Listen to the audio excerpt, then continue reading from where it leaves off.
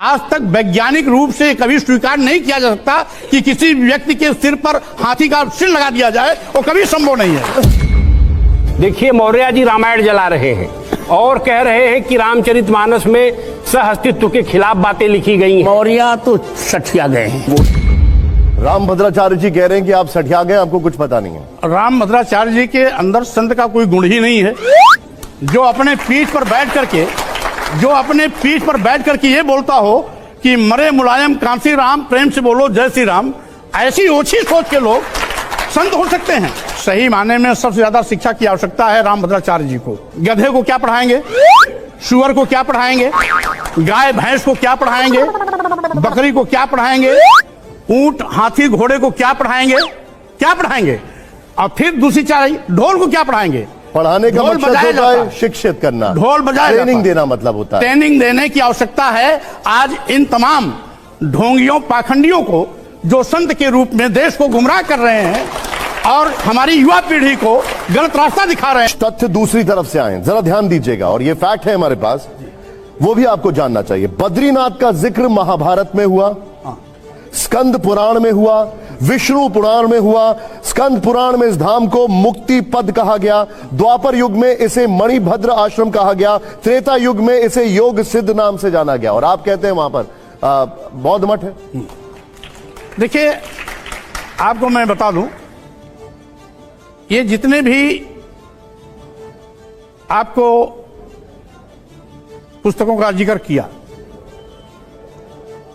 ये सब ज्यादातर 6वीं 7वीं शताब्दी के बाद लिखे गए। एक चीज और को मैं आपको दूं, देवनागरी लिपि, महाभारत 6वीं शताब्दी के बाद हुआ। आपको बता रहा हूं ना, देवनागरी लिपि का प्रादुर्भाव 7वीं और 8वीं शताब्दी के बीच में हुआ। 6वीं शताब्दी के अंत में और 7वीं शताब्दी में हुआ। देवनागरी लिपि संस्कृत। बात बताइए, महाभारत, आप एक मिनट, देवनागरी लिपि क्लैरिटी चाहिए मुझे। हाँ, महाभारत क्या 6वीं शताब्दी के बाद हुआ, त्रेता युग क्या 6वीं शताब्दी के बाद हुआ? मैं आपको बता रहा हूं, ये जितने भी पुस्तक लिखी गई हैं, क्योंकि जब संस्कृत भाषा पहले थी ही नहीं, तो संस्कृत भाषा में कोई चीज लिखा कैसे गया? संस्कृत भाषा हिंदी भाषा की पैदाइश थी 6वीं के अंत और 7वीं शताब्दी में हुई है। इसके पहले पाली भाषा थी, मौर्य जी, पाली भाषा थी, तो संस्कृत में महाभारत कब लिखा गया? आप बता दीजिए मुझे, महाभारत कब लिखा गया? जितने भी इस तरह से लिखित इनके पास साहित्य हैं, लिखित धर्म ग्रंथ था, कथित धर्म ग्रंथ है। महाभारत किसने लिखा? मैं बता रहा हूं ना, ये सब के सब 6वीं शताब्दी और 7वीं शताब्दी के बाद लिखे गए। महाभारत किसने लिखा? मैं कह रहा हूं, महाभारत लिखने कोई औचित्य नहीं जब संस्कृत भाषा ही नहीं थी। महाभारत किसने लिखा, मैं आपसे पूछ रहा हूं। इसमें महाभारत वो भी जिसने लिखा उसको भी गलत दिखाया गया है। अरे आप मुझे बताइए ना किसने लिखा है, मैं आपसे सीधे सीधे पूछ रहा हूं, महाभारत किसने लिखा है? बड़ा सिंपल सा सवाल यहां पर, ये कोई भी बच्चा बता देगा मुझे। नहीं, वो तो लिखाया गया वेदव्यास के माध्यम से लिखा गया है, कृष्ण द्वैपायन और वेदव्यास। गणेश जी ने अगर महाभारत की बात की जाए तो गणेश जी वो बोल रहे थे और फिर लिखा जा रहा था। अब आप भी गणेश जी की बात करेंगे भाई? आज तक वैज्ञानिक रूप से कभी स्वीकार नहीं किया जा सकता कि किसी व्यक्ति के सिर पर हाथी का सिर लगा दिया जाए, वो कभी संभव नहीं है।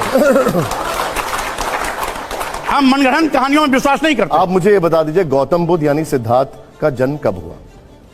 क्योंकि अब हम बात कर रहे हैं उस विषय पे, तो ये सारी क्लैरिटी हो जाए, क्योंकि आप शताब्दी के युग में जाए। ईसा के 500 साल पहले। ईसा के 563 साल पहले, टू बी वेरी प्रिसाइज। उस समय हिंदू धर्म था कि नहीं था? उस समय हिंदू धर्म नहीं था, वैदिक धर्म था। वैदिक धर्म और हिंदू धर्म अलग है? अलग है। सनातन धर्म था? सनातन धर्म तो भगवान बुद्ध ने ही जो संदेश दिया था उसी को सनातन धर्म कहा गया था। एसु धम्मो सनातना, ये भगवान बुद्ध की वाणी है। सर, आप गजब बात कर रहे हैं। गौतम बुद्ध का परिवार तो हिंदू परिवार में ही पैदा हुआ ना? मैं कह रहा हूं, मैं भी हिंदू परिवार में पैदा हुआ। एक बात बताइए, जब वो थे तो उनके भी तो आराध्य थे ना गणेश? मैं कह रहा हूं, उस समय वैदिक धर्म था, हिंदू धर्म नहीं था। हिंदू धर्म कोई है ही नहीं है। जो भी गणेश को मानते थे कि नहीं? राम को मानते थे कि नहीं उनके परिवार के लोग? अब वो किसको मानते थे किसको नहीं मानते थे, क्योंकि उसमें न पैदा हुआ था। और उस समय के लोग तो मानते होंगे, लेकिन बुद्ध जो मानते हैं मैं उसको मानता हूं। हमने इसी शो पे इसी कुर्सी पर बैठे हुए थे रामभद्राचार्य जी, उनसे यह सवाल पूछा, उनका क्या जवाब था एक बार देख लेते पहले, फिर उसके बाद मैं आपके पास वापस आ रहा हूं। प्ले ऑन करिए उसको जरा। देखिए, मौर्य जी रामायण जला रहे हैं और कह रहे हैं कि रामचरितमानस में सह-अस्तित्व के खिलाफ बातें लिखी गई हैं। मौर्य तो सठिया गए हैं। वो कह रहे हैं कि हर मस्जिद में मंदिर ढूंढेंगे तो फिर बद्रीनाथ में अगर आप ऐतिहासिक तथ्यों पे जाते हैं तो वो कह रहे हैं बौद्ध मठ था वहां। नहीं, उनको ज्ञान ही नहीं, कुछ ज्ञान नहीं उनको। बद्रीनाथ शाश्वत मठ है, पद्मासन पर बद्रीनाथ विराजमान है। बद्रीनाथ का प्रमाण पुराणों में है, सभी पुराणों में है। वो क्या जानते हैं? रामभद्राचार्य जी कह रहे हैं कि आप सठिया गए, आपको कुछ पता नहीं है। रामभद्राचार्य जी के अंदर संत का कोई गुण ही नहीं है। जो अपने पीठ पर बैठ करके ये बोलता हो कि मरे मुलायम कांसी राम, प्रेम से बोलो जय श्री राम, ऐसी ओछी सोच के लोग संत हो सकते हैं। ऐसे लोग